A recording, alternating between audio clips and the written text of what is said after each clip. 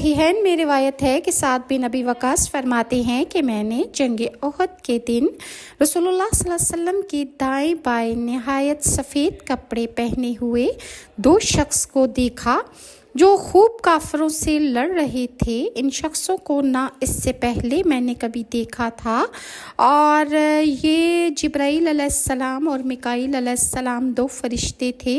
اللہ تعالیٰ نے رسول اللہ صلی اللہ علیہ وآلہ وسلم کی مدد کے لیے بہت سی لڑائیوں میں فرشتے بھیجے۔ چنانچہ بدر کی لڑائی میں قرآنی ارشاد کے مطابق 5000 فرشتے مسلمانوں کی مدد کو آئے۔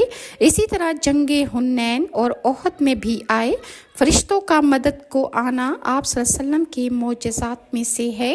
اور صحیح مسلم میں ابن عباس سے روایت ہے کہ جنگ بدر کے دن ایک انصاری مسلمان ایک مشرک کے پیچھے دوڑ